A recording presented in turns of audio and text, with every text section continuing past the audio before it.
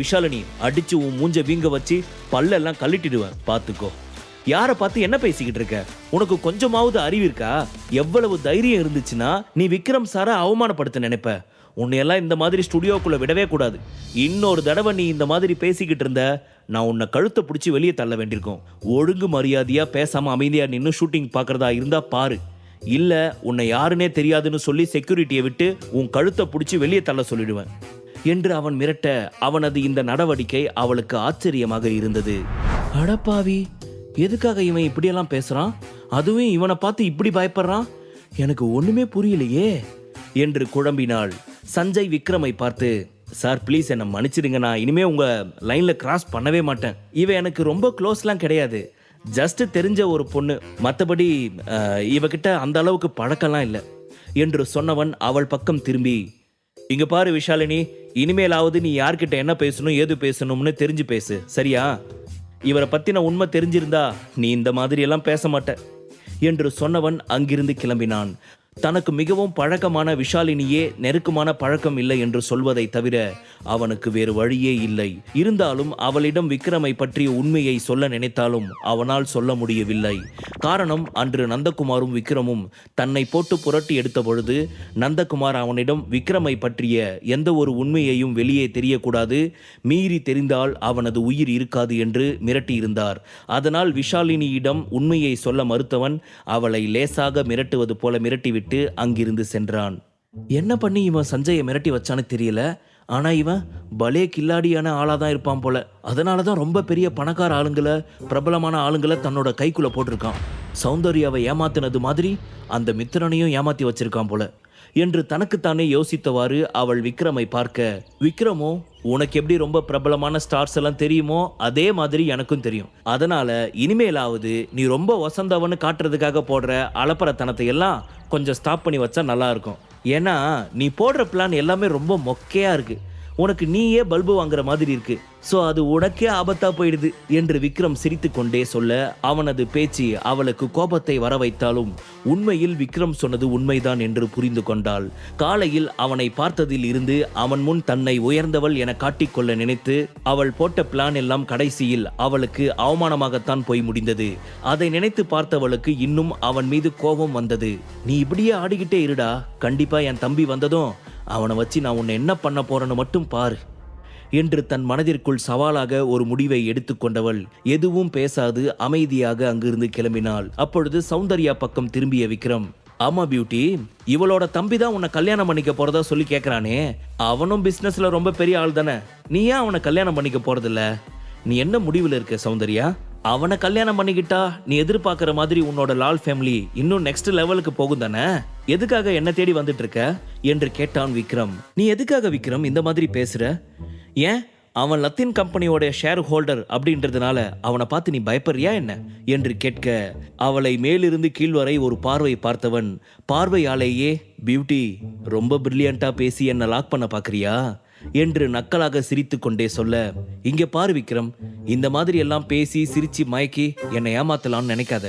ஒருவேளை நான் சொன்ன மாதிரி விஷாலினியோட தம்பி ஜேம்ஸ் இங்க வந்து நின்னானா நீ என்ன பண்ணுவ என்று மீண்டும் அதே கேள்வியை கேட்டாள். காரணம், அதற்கான பதிலை விக்ரம் அவன் வாயால் சொல்ல வேண்டும் என்று அவள் எதிர்பார்த்தாள். சௌந்தர்யாவுக்கும் விஷாலினிக்கும் இடையே என்ன தூரம் என்று தெரிந்து கொள்வதில் விக்ரமிற்கு ஆர்வம் இல்லை. ஆனால் சௌந்தர்யாவின் சிந்தனை முறை மற்ற பெண்களை விட வித்தியாசமானது என்பதை புரிந்து கொண்டான். ஒருவேளை நீ சொன்ன மாதிரி அந்த ஜேம்ஸ் என் முன்னாடி வந்தானா அவனை என்னால ரொம்ப ஈஸியா சமாளிக்க முடியும், அதெல்லாம் எனக்கு ரொம்ப சர்வசாதாரணம் என்று சொல்லிவிட்டு அவன் அங்கிருந்து கிளம்பினான். நில்லு விக்ரம், எங்க போற? நானும் வரேன் என்று கத்திக்கொண்டே அவன் பின்னால் சென்றாள் சௌந்தர்யா. ஆனால் விக்ரமோ அவளது பேச்சை சிறிதும் காதில் வாங்கிக் கொள்ளாமல் அந்த ஸ்டுடியோவில் அதிக அளவு கூட்டமாகவும் பரபரப்பாகவும் இருந்த ஒரு இடத்திற்கு நுழைய போன சமயம் ஒரு பெண்மணி அவளை தடுத்தார். அந்த பெண்ணின் வயது 20 அல்லது 23 இருக்குமே தவிர பார்ப்பதற்கு அந்த பெண் மிக சிறிய குழந்தை போலதான் தெரிந்தாள் விக்ரமின் கண்களுக்கு. மிஸ்டர், எங்க நீங்க பேசாம உள்ள போயிட்டே இருக்கீங்க? வெளியாட்கள் யாரும் உள்ள போக கூடாது, ஒன்லி இங்க ஒர்க் பண்ற எம்ப்ளாயிஸ் மட்டும்தான் உள்ள போறதுக்கு அனுமதி என்று அந்த பெண் சொல்ல, ஐயோ, என்னால இங்க நடக்கிற ஷூட்டிங்க்கு எந்த ஒரு டிஸ்டர்பன்ஸும் வராது என்று அவன் சொல்ல, மன்னிக்கணும் சார், வெளியாட்கள் யாரையும் உள்ள விடக்கூடாதுன்னு எனக்கு மேலிடத்திலிருந்து உத்தரவு போட்டிருக்காங்க, அதனால ப்ளீஸ் என்னோட வேலையை பார்க்க விடுங்க நீங்க இங்கிருந்து கிளம்பலாம் என்று சொன்னால் அந்த பெண். நான் தான் சொல்றேன்ல, என்னால இந்த ஷூட்டிங்க்கு எந்த ஒரு பிரச்சனையும் வராது, நான் யாரையும் டிஸ்டர்ப் பண்ண மாட்டேன், அமைதியா நான் பேசாம என்னுடைய வழியில போயிடுவேன், என்னை உள்ள விடுங்க என்று மிகவும் தீவிரமாக சொன்னான் விக்ரம். அந்த பெண் அவனை உள்ளே விடுவதாக இல்லை. விக்ரம் எத்தனையோ முறை போராடி பார்த்தும் அவள் ஒரே பிடிவாதமாக அவனை உள்ளே விடாமல் அங்கேயே தடுத்து வைத்துக் கொண்டிருந்தாள். ஒரு கட்டத்துக்கு மேல் பொறுமை இழந்தவள், மிஸ்டர், நான் தான் சொல்லிக்கிட்டு இருக்கேன்ல உள்ள போகக்கூடாதுன்னு, அப்புறம் எதுக்காக நான் உள்ள போவேன், யாரையும் டிஸ்டர்ப் பண்ண மாட்டேன்னு நீங்க சொன்னதே சொல்லிக்கிட்டு இருக்கீங்க? ஃபர்ஸ்ட் நீங்க எதுக்காக இங்க வந்தீங்க? யாரை மீட் பண்ணணும்? உங்களுக்கு யாராவது முக்கியமான பர்சனை மீட் பண்ணணுமா? அதுக்கான அப்பாயின்மெண்ட் உங்க கையில் இருக்கா? எதுவும் இல்லாம நீங்க பேசாம வந்திருக்கீங்க. என்ன உள்ள வந்து அங்க இருக்க ஹீரோயின்ஸை போட்டோ பிடிச்சி சோஷியல் மீடியாவில் போட்டு வைரல் ஆக்கலாம்னு நினைச்சிட்டு இருக்கீங்களா? உங்களை மாதிரி ஆளுங்களுக்கெல்லாம் இதே தான் வேலையே என்று எரிச்சலாக சொன்னால் அந்த பெண். உண்மையில் விக்ரமின் ட்ரெஸ்ஸிங் சென்ஸை பார்த்துதான் அந்த பெண் அவனை உள்ளே விடாமல் தடுத்தாள்.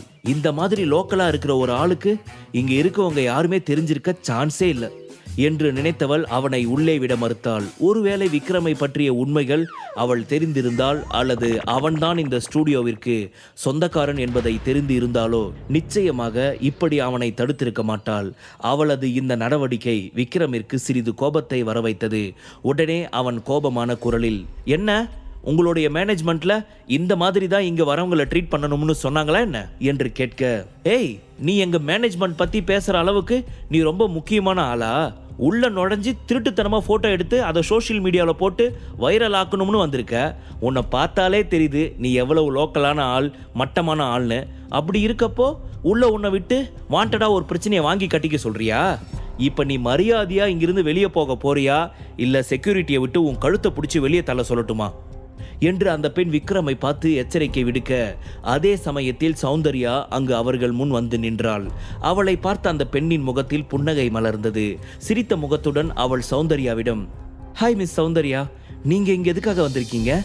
ஏதாவது முக்கியமான விஷயமா? யாராவது முக்கியமான பர்சனை மீட் பண்ணணுமா என்று பரபரப்புடன் சந்தோஷமாக கேட்க, ஆமா, உங்க கம்பெனியில் நாங்கள் டைப் வச்சுக்க போறோம், அதனால தான் இங்கே வேலையெல்லாம் எப்படி நடக்குதுன்னு ஒன்ஸ் ஒரு கிளான்ஸ் பார்த்துட்டு போலான்னு வந்தேன் என்று சௌந்தர்யா சொல்ல, wow, what a good news, நீங்க எங்க வேர்ல்டு சிட்டி ப்ராஜெக்ட் கூட ஜாயின் பண்ண போறீங்களா? இது ரொம்பவே ஒரு நல்ல விஷயமா இருக்கு எனக்கு என்று சொன்ன அந்த பெண், அப்படின்னா நீங்க என் கூட வாங்க சௌந்தர்யா, நான் இங்க இருக்கிற எல்லா இடத்தையும் உங்களுக்கு சுத்தி காட்டுறேன், எனக்கு இந்த இடம் எல்லாமே அத்துபடி என்று சொன்னால் அந்த பெண். உடனே இத்தனை நேரம் விக்ரமை உள்ளே விடாமல் அடம் பிடித்து கொண்டிருந்த அந்த பெண் தன்னை பார்த்ததும் தானே சுற்றி காட்டுகிறேன் என்று அழைப்பதை நினைத்து பெருமையாக நினைத்தவள் விக்ரமை பார்த்து, எப்படி என்று கண்களாலேயே கேட்க, பலே ஆளுதான் போனி என்று அவனும் கண்களாலேயே பதில் சொன்னான். அதன் பின் சௌந்தர்யா அந்த பெண்ணிடம், இல்ல தேவையில்ல, நானே இந்த இடத்த ஃபுல்லா சுத்தி பார்த்துக்கிறேன் என்று சொன்னாள். அதை கேட்டு அந்த பெண் மென்மையாக சிரித்தாள்.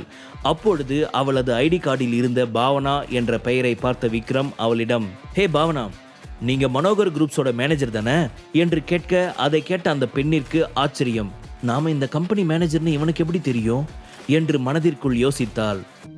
முழு கதையையும் கேட்டு மகிழ பாக்கெட் FM ஆப்பை டவுன்லோட் செய்யுங்கள். லிங்க் டிஸ்கிரிப்ஷனில் கொடுக்கப்பட்டுள்ளது.